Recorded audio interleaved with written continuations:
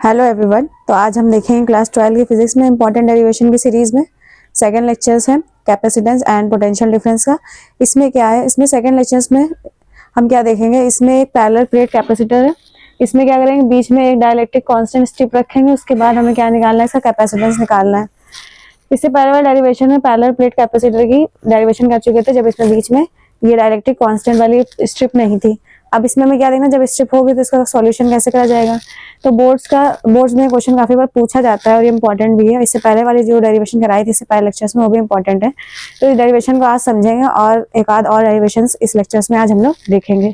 अगर आपको वीडियो पसंद आए तो प्लीज लाइक करिएगा एंड अगर आप चैनल पर नए हो तो सब्सक्राइब भी करिएगा। होप आपकी जो तैयारी है क्लास 12 की वो भी अच्छी चल रही हो। तो डेरिवेशन को स्टार्ट करते हैं। Capacitance of parallel plate capacitor निकालना है। While a strip of dielectric material in placed between them.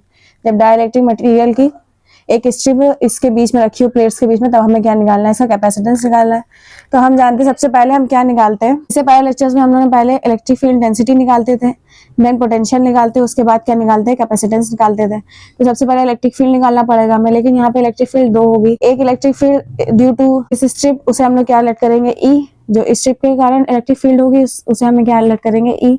And जो विदाउट स्ट्रिप के इलेक्ट्रिक फील्ड आएगी उसे हम लोग ई नॉट अलर्ट करेंगे। अब स्ट्रिप से जो इलेक्ट्रिक फील्ड निकलेगी उसमें क्या करेंगे, कांस्टेंट के भी लगाना पड़ेगा, डाइलेक्ट्रिक कांस्टेंट के लगाना पड़ेगा हमें यहाँ पे। इलेक्ट्रिक फील्ड इंटेंसिटी का वो क्या होता था, सिग्मा अपॉन में एप्सिलॉन नॉट। सिग्मा की वैल्यू क्या होती है, क्यू अपॉन में ए। तो यहाँ पे क्यू अपॉन में ए वैल्यू रखेंगे। उसके बाद क्या देखेंगे, स्ट्रिप के लिए जब निकालेंगे तो क्यू अपॉन में एप्सिलॉन नॉट सेम रहेगा, बस यहाँ पे क्या आ जाएगा, के डाइलेक्ट्रिक कांस्टेंट आ जाएगा। इसके बाद हमने ई की वैल्यू को फाइंड कर लिया। अब हम लोग क्या फाइंड करेंगे, वी की वैल्यू को। अब वी कैसे फाइंड करेंगे, अब हमें यहाँ पे टोटल पोटेंशियल डिफरेंस निकालना पड़ेगा। टोटल पोटेंशियल डिफरेंस क्या करें, इन दोनों को ऐड कर देंगे। तो वी इक्वल में फॉर्मूला क्या होता था, ई इंटू डी। अब हम लोग किसके लिए पोटेंशियल डिफरेंस फाइंड करेगा, एयर वैक्यूम के फाइंड कर रहे हैं, तो नॉर्मली यहाँ पे क्या लिखेंगे, ई नॉट डी की प्लेस पर क्या आ जाएगा, D minus T. D minus T क्यों करा, क्योंकि टोटल डी जो डिस्टेंस है उसमें से टी वाला डिस्टेंस हटानी पड़ेगी अगर हमें इसकी इलेक्ट्रिक फील्ड इंटेंसिटी निकालनी है। तो डी माइनस टी से यहाँ पे लिखा है, ये टी है इसकी डिस्टेंस। अब अगर हम पोटेंशियल डिफरेंस इस स्ट्रिप के लिए निकाले तो यहाँ पे ई इंटू डी आ जाएगा। ई इंटू डी, डी की प्लेस डी नहीं लिखेंगे, हम क्या लिखेंगे, टी। तो ई इंटू क्या आ जाएगा, टी। तो जब टोटल पोटेंशियल डिफरेंस निकालेंगे तो इन दोनों को क्या कर देंगे, ऐड कर देंगे। तो यहाँ पे ऐड का साइन लगाया, फिर ई नॉट की वैल्यू ऊपर से रखी, क्यू अपॉन में एप्सिलॉन नॉट, और ई की वैल्यू क्यू अपॉन में के A epsilon not. Q upon में ए एप्सिलॉन नॉट दोनों में कॉमन ले लिया और यहाँ पे डी माइनस टी और प्लस का टी बचा, टी अपॉन में के बचा यहाँ पे, ठीक है।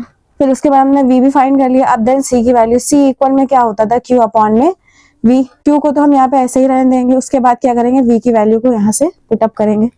जब यहाँ से वी की वैल्यू को रखेंगे तो ये क्या है, क्यू अपॉन में A epsilon not D minus T plus T upon में के। तो क्यू से क्यू यहाँ पे कैंसिल हो जाएगा और ये कहाँ चला जाएगा, सबसे ऊपर।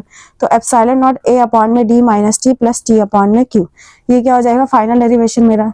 अब हमने बताया था कि मेटल के लिए के की वैल्यू क्या होती है, इनफाइनाइट, एंड वैक्यूम के लिए के की वैल्यू होती है 1, और इंसुलेटर्स के लिए क्या होती है, के की वैल्यू इनफाइनाइट एंड 1 के बीच में। हम लोग क्या निकाले, फॉर मेटालिक प्लेट के लिए तो के की वैल्यू क्या हो जाएगी, इनफाइनाइट। जब यहाँ पे के की प्लेस पर इनफाइनाइट रखेंगे तो यहाँ ये पूरी वैल्यू क्या हो जाएगी, 0। जब ये पूरी वैल्यू 0 हो जाएगी तो ये हट जाएगी यहाँ से। यहाँ क्या बचेगा, D minus T epsilon not a upon में डी माइनस टी। ये क्या हो जाएगी, इसकी डेरिवेशन है। अब इसके नेक्स्ट डेरिवेशन है जिसमें हम लोग क्या देखेंगे, पोटेंशियल एनर्जी को फाइंड करना देखेंगे। पोटेंशियल एनर्जी और डेरिवेशन बहुत इंपॉर्टेंट है फॉर क्लास 12, आपके लिए बहुत ज्यादा इंपॉर्टेंट है, बोर्ड्स के लिए ये डेरिवेशन। पोटेंशियल एनर्जी और डेरिवेशन में हम लोग क्या देखेंगे, हमें पोटेंशियल एनर्जी फाइंड करना है, मतलब यू की वैल्यू को फाइंड करना है। तो पोटेंशियल एनर्जी यू फाइंड करने के लिए हम सबसे पहले क्या फाइंड करेंगे, डब्ल्यू, क्योंकि जो डब्ल्यू वर्क है वो क्या होता है, पोटेंशियल एनर्जी के फॉर्म में स्टोर होता है किसी भी कंडक्टर में।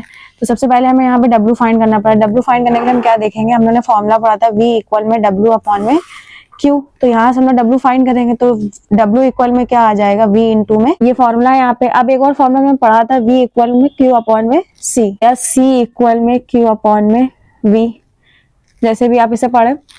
तो इस फॉर्मूला को थोड़ा पलट के लिखा है, वी इक्वल में क्यू अपॉन में सी करके लिखा है यहाँ पे डब्ल्यू अपॉन में क्यू है। अब यहाँ पे अगर देखें, जो चार्ज है, आप किसी स्मॉल चार्ज को इनफाइनाइट से किसी फील्ड में लाने में जो स्मॉल वर्क करना पड़ेगा, तो उसे हम लोग कैसे लिखेंगे, डी डब्ल्यू इक्वल में डी क्यू, मतलब small work and small charge को यहाँ पे लेट कर रहे हैं।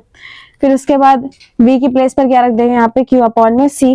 यहाँ पे हमें इंटीग्रेशन करना पड़ेगा डिफरेंशिएशन के साइन को हटाने के लिए। तो जब यहाँ पे डिफरेंशिएशन के साइन को हटाएंगे तो ये क्या आ जाएगा, w। और यहाँ पे जब डिफरेंशिएशन के साइन को हटाएंगे तो क्या लिखेंगे, यहाँ पे लिमिट लगानी पड़ेगी 0 to क्यू की, 0 to q की लिमिट लगाएंगे तो q इंटू डी क्यू आ जाएगा। फिर जब भी हम लोग इंटीग्रेशन वगैरह सॉल्व करते थे तो क्या होता था, x की पावर जो भी n होती थी वो n+1 अपॉन में क्या आ जाता था, n+1। तो मतलब यहाँ पे x की प्लेस पर क्या है, q की पावर क्या है, n+1 मतलब 1 है, तो 1+1 2 अपॉन में क्या आ जाएगी 2। फिर इसमें लिमिट्स भी लगती है, तो लिमिट्स हम लोग कैसे लगाएंगे, यहाँ पे q² अपॉन में 2 अपर लिमिट, फॉर्मूला कैसे लगते थे हम लोग, upper limit minus lower limit. तो upper limit minus lower limit मतलब q की प्लेस पर 0 रखेंगे तो 0 हो जाएगा, मतलब ओवरऑल ये q² अपॉन में 2 ही रहेगा।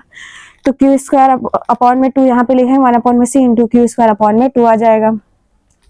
फिर ये क्या आ गया, वर्क। अब वर्क मेरे किसके इक्वल है, पोटेंशियल एनर्जी के इक्वल है, तो W इक्वल में क्या आ जाएगा यहाँ पे, U, यही क्या हो जाएगा इसका, इसकी डेरिवेशन हो जाएगी। फिर इसकी डेरिवेशन नॉर्मली आप तो ऐसे करेंगे, लेकिन हो सकता है पेपर में थोड़ा सा चेंज करके यहाँ पे क्वेश्चन पूछा जाए। चेंज क्या करा जाए क्वेश्चन कि Q की वैल्यू, अब हम यहाँ पे क्या देखेंगे, Q की वैल्यू क्या थी यहाँ पे, V इंटू सी, मतलब यहाँ से Q की वैल्यू निकाले तो C इंटू V आ जाएगी। अब यहाँ पे Q की वैल्यू C इंटू V रखे तो U की वैल्यू क्या आ जाएगी, हाफ c² v² अपॉन में क्या आ जाएगा c, एक c से एक c कैंसिल हो जाएगा तो हाफ c v² हो जाएगा, या इसको ऐसे भी लिख सकते हैं half c v into v।